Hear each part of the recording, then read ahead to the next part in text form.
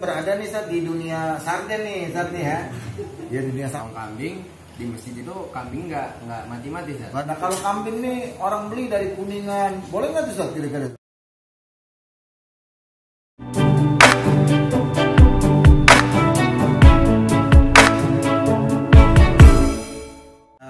Baik para pemirsa dimanapun Anda berada, masih banyak perbincangan kita seputar daripada Idul Adha. Saya mau tanya nih Ustaz, kira-kira kambing ketika orang kurban sekarang yang lebih muda dipampang korban online, itu bagaimana Ustaz tuh korban online tuh? Ya kita transfer saja duit, terus yang penting kita udah kurban katanya. Di mana? Ya online itu. Nah, kira-kira bagaimana tuh hukumnya orang korban online nih? Ya, berbicara hukumnya kurban online ya, memang sedang marak ya di di sosial media ya, akan aplikasi atau broadcast dan lain sebagainya tentang penawaran kurban online ya. Dalam hal ini yang namanya kita berkurban ya, kata Nabi SAW ya, ketika kita menyaksikan ya, harus kita saksikan ya ketika hewan tersebut dipotong. Kenapa? Karena ya satu tetes darah yang jatuh dari hewan kurban kita itu ya merupakan kata Nabi penghapus ya daripada dosa-dosa yang kurban tersebut. Berarti harus disaksikan. Nah itu bisa menjadi syarat, bisa dikatakan syarat ya ketika menyembelih hewan kurban gitu. Jadi kalau misalkan dia online, nah ini tidak ada syarat yang tidak terpenuhi gitu. Ya mungkin memang ada argumentasi dia mengatakan nanti diberikan video atau lain sebagainya, itu hal yang tidak bisa dijadikan argumentasi karena memang harus disaksikan dengan mata ya secara langsung gitu. Ya mungkin ada sebagian yang beralasan begini karena mereka sibuk ya, atau mereka takut, jadi mereka nggak mau nih ke tukang kambing, dia beli kambing ya, sehingga dia transfer aja dari rumah nih gitu. Ya, jadi kagak mau repot dia, jadi nggak mau repot gitu. Gimana tuh kalau ibadah nih orang nggak mau repot, maunya yang gampang-gampang aja gitu. Ya memang kan ya, ketika kita ibadah itu kan harus mengikuti tuntunan yang disyariatkan oleh baginda Nabi Muhammad SAW. Dalam hal ini tidak bisa kita berargumentasi bahwa sibuk dan lain sebagainya. Seberapa lamanya sih ya kita menyaksikan ya pemotongan hewan kurban gitu? Seberapa lama? Hanya kita membeli, dan kalau memang tidak bisa kita membeli dan lain sebagainya, ya bisa menyuruh orang, bisa minta tolong dan lain sebagainya. Minimal ya, adalah kita menyaksikan ketika hewan kurban kita itu dipotong gitu. Jadi agar mendapatkan salah satunya ya tuntunan ya yang telah disyariatkan oleh Nabi kita Nabi Muhammad SAW. Jadi ibadah nggak bisa semaunya ya, suka tidak suka ya, mau tidak mau, apapun yang telah disyariatkan oleh Nabi ya wajib ya, harus kita taati, harus kita ikuti, seperti itu. Baik, jadi begitu para pemirsa yang budiman, ternyata ketika Nabi mengajarkan kita untuk memilih kambing yang betul bagus, juga Nabi memerintahkan kita untuk menyaksikan pemotongannya. Ini ternyata di dalamnya ada pelajaran, ya, mengandung pelajaran. Kalau memang ini orang tuanya yang motong, anaknya diajak, ya, sehingga anaknya langsung diajarkan secara langsung oleh orang tuanya bahwa mengajarkan anak untuk nanti ketika nanti dia besar, ya dia sudah dewasa, dia berkurban dan mengajak anaknya kembali. Ya, jadi melihat suasana nih bagaimana semangatnya panitia kurban. Ya, bagaimana semangatnya panitia kurban. Ya, berarti tidak kesimpulannya ketika mereka beribadah ini bukan cari mudahnya, tapi beribadah itu cari yang jelasnya. Ya, cari yang jelasnya itu. Nah, Nah, bagaimana nih kaitannya antara ada orang ketika kambing nih dia nazar nih bahwa saya kalau berhasil sesuatu yang dia inginkan dia mau berkurban. Berarti itu kurban menjadi apa nih hukumnya nih Ustaz kalau begitu? Nah, kalau nazar kan hukumnya wajib ya Ustaz. Nah, sedangkan kurban hukumnya sunnah muakkadah, ya, sunnah yang memang dianjurkan. Tapi ketika sudah ada niat nazar, ya, sudah bernazar, dan ketika dia mengucapkan nazar itu disaksikan oleh orang, ya, disaksikan oleh orang lain atau ada saksi, maka dia wajib. Ya, maka hukum kurbannya menjadi wajib. Ya, maka ketika tidak ditunaikan, ya, dia bisa berdosa dan tetap mempunyai hutang, ya, untuk berkurban, ya, entah di tahun itu atau memang jika tidak bisa, ya, tidak ada kendala dan lain sebagainya, maka bisa dibayar nanti di tahun yang akan datang. Intinya ketika dia sudah bernazar, maka hukum kurban menjadi wajib bagi orang tersebut. Berarti kalau orang namanya Najarudin, dia Najar tuh bapaknya namanya Udin, ya gitu. Jadi Najarudin. Ya, mungkin. Ya, jadi bapaknya Najar namanya Udin. Jadi Najarudin begitu saja. Ya, bisa jadi Ustaz. Nah, kalau orang nazar berarti kan wajib nih hukumnya. Nah, bagaimana nih pembagian daging kambingnya? Apakah dia boleh memakan ini daging kambingnya atau memang diserahkan semua gitu menurut hukum agama bagaimana Ustaz? Kalau kurban wajib, kurban nazar itu dari ujung tanduk sampai buntut itu wajib, ya, semuanya, ya, diberikan kepada umat.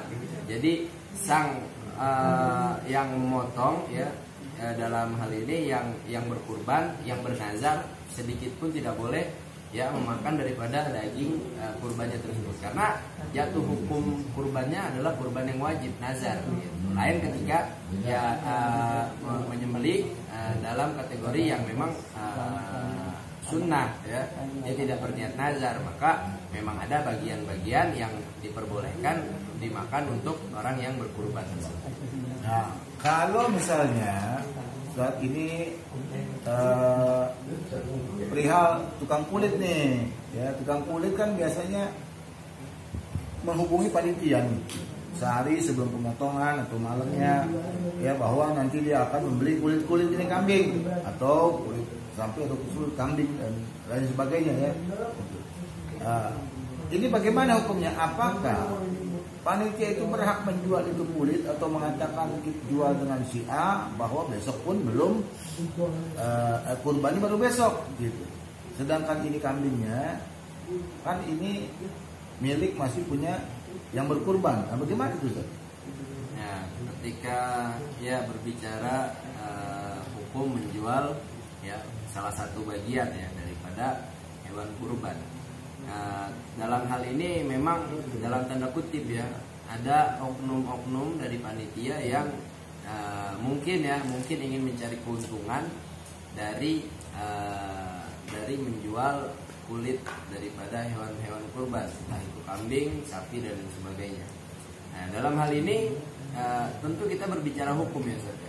Kalau berbicara hukum, ya, ketika, ya, menjual kulit itu hukumnya memang kalau yang menjual adalah yang si pemotong dan sudah ada akad, ya, sudah ada kesepakatan dari yang punya kambing bahwasanya kulit ini hadiah, ya, hadiah atau ada bagian tertentu lah, entah itu kepala, entah itu kaki dan lain sebagainya, sudah dikatakan, ya, oleh si penyembelih ini, ya, yang punya kambing ini, bahwa itu adalah hadiah untuk yang menyembelih, maka sah-sah saja. Namun ada, ya, yang memang beberapa orang lah yang pernah memberikan informasi kepada anak itu, beberapa panitia bahkan tanpa punya malu gitu menyembunyikan kepala, ya, diumpetin kepala kambing, kepala sapi, entah itu untuk dijual, apa itu untuk keluarganya dan lain sebagainya. Tentu hal ini yang demikian tidak dibenarkan ya dalam syariat kita, karena sama saja mengambil yang bukan haknya gitu. Kalau berbicara menjual kulit ya, ketika sudah dikatakan itu adalah ujroh, adalah upah untuk yang memotong, itu sah-sah saja gitu. Berarti kita melihat ini kan panitia begitu bersemangat nih saat dia menyambut Idul Adha untuk membantu baik di masjid-masjid ya, di musola dan lain sebagainya, untuk ikut membantu mengambil bagian supaya terlaksananya pemotongan hewan kurban ini berjalan dengan baik dan lancar. Sampai 2 minggu sebelumnya mereka sudah mulai mengasah nih peralatan mereka, baik goloknya, baik pisaunya, untuk membantu nih. Berarti bahwa mereka juga bukan hanya sekedar semangat nih, berarti Ustaz ya, berarti juga ada di baik di ketua masjidnya, ketua musolanya memberikan pelajaran mereka tentang batasan-batasan ya panitia itu, berarti ya batasan-batasan panitia itu untuk bagaimana mereka ini sesuai dengan apa yang disyariatkan, berarti jadi nggak sembrono aja ya, berarti nggak sembrono aja itu ya. Jadi pentingnya seorang panitia DKM baik masjid, musola dan lain sebagainya ya, mempelajari hukum fikih tentang pemotongan hewan kurban gitu. Jadi yang namanya syariat itu nggak bisa sembarangan ya, jangan cuma bisa motong, bisa nyeset, bisa motongin tulang udah dijadiin panitia gitu, tapi hukum-hukum dan lain sebagainya dia tidak ngerti, maka yang demikian bisa menyalahi dan merusak ibadah kurban orang lain gitu. Nah, kalau orang nih motong kambing ya di masjid boleh nggak Ustaz kira-kira?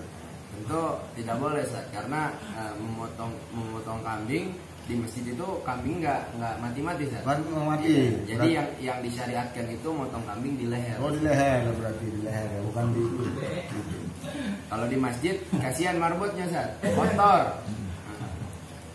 Jadi memang tadi Ustaz bilang bahwa panitia ini tanpa malu. Iya, kalau dia kalau dia memang tanpa malu.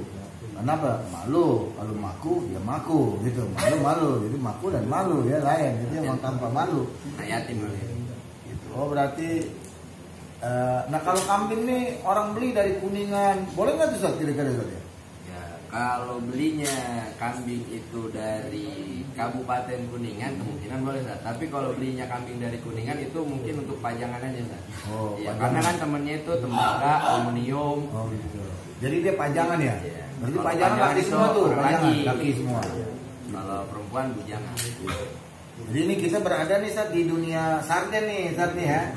Ya dunia sarden. Sarden ini merek apa Ustaz? Maya, kan dunia maya. Kan sama dunia maya, dunia sarden. Ini sama ya, sarden itu maya. Kan ini dunia maya nih. Ya, jadi dunia sarden gitu. Jadi kita santai, jangan terlalu serius ya. Jadi gitu. Jadi yang betul-betul kita tanyakan tentang bagaimana kurban ini yang betul, yang bagus, sesuai syariat, yang kita tanyakan ulama-ulama, betul Ustaz ya. Bukan orang yang ngerti apa-apa Ustaz ya. Jadi kalau kita tanya sama orang pemerintahan berarti belum tentu tahu dia belum tentu tahu. Berarti yang kita tanyakan mesti ulama gitu. Segala sesuatu ada ahlinya. Tapi kalau kita minjem stempel boleh kali Ustaz ya.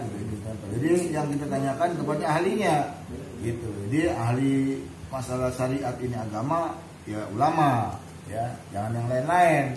Ya kita tanya nanti salah kita gitu ya. Nanti kalau kita tanya GPS repot juga Ustaz, yang nggak tahu GPS ya, paling bunyi GPS mohon maaf saya tidak tahu kriteria kambing, kan begitu ya, jadi nggak tahu dia gitu.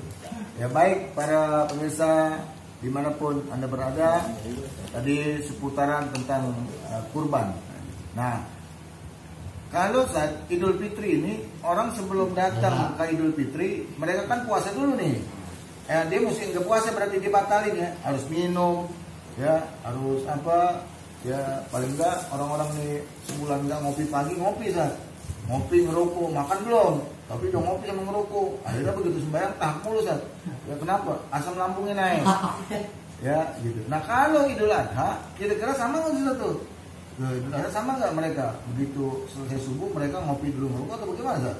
Ya, memang kalau di dalam Idul Fitri ketika selesai ya azan subuh, kita menanti untuk melaksanakan sholat sunnah Idul Fitri, itu disunahkan untuk membatalkan ya. Karena kalau kita nggak makan, takut kita dianggap masih puasa di itu hari. Jadi disunahkan untuk makan atau minum sebelum berangkat sholat Idul Fitri. Nah, haram jadinya saja. Ada ulama yang mengharamkan, ada juga ulama yang mengatakan makruh, gitu, tidak sampai kepada keharaman.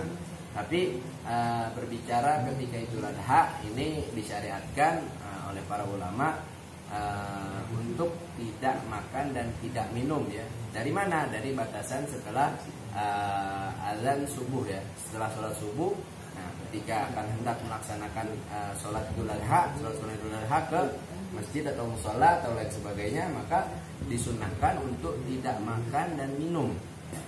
Tidak makan dan minum ketika hendak melaksanakan sholat Idul Adha. Tapi setelah selesai sholat Idul Adha itu boleh ya, boleh makan dan minum lagi seperti itu. Ya, jadi perbedaannya begitu tuh ya. Nah, orang-orang dulu Ustadz juga bilang bahwa ketika Idul Fitri kita membatalkan dan mulai setelah azan subuh ya, dan kalau Idul Adha ditahan dulu ya, ditahan dulu baru kita selesai daripada kegiatan sholat Idul Adha, baru kita boleh makan, minum ya, ngopi dan lain sebagainya gitu. Jadi ternyata banyak hal-hal yang kita mesti pahami dan kita ketahui di setiap kita mengamalkan pengamalan kita beribadah kepada Allah Subhanahu wa taala, diatur ya tentang syariat dan dijelaskan oleh para ulama-ulama, tidak sesuai dengan keinginan dan juga hawa nafsu kita atau kemauan kita sendiri. Jadi beribadah itu ada aturan-aturannya sehingga mereka itu mendapatkan kesempurnaan mereka dalam beribadah kepada Allah Subhanahu wa taala, baik tentang hewannya, baik tentang klasifikasi hewannya, baik tentang daripada hukumnya, kurbannya, baik dalam pembagian daripada dagingnya dan lain sebagainya, semuanya diatur ya. Mudah-mudahan dari penjelasan ini kita dapat mengambil hikmah, mendapatkan pelajaran dari yang tidak tahu menjadi tahu, dan sebelum pelaksanaan Idul Kurban, sebelum kita berniat berkurban, membeli hewan kurban, kita sudah mengetahui ini dan kita bisa berhati-hati dan jelas kita memilih bagaimana klasifikasi hewan kurban. Terima kasih. Saya bersama Ustadz Dayat mengucapkan banyak terima kasih, semoga manfaat dari hal yang kecil ini. Untuk saudara semua mengucapkan wassalamualaikum warahmatullahi wabarakatuh. Waalaikumsalam.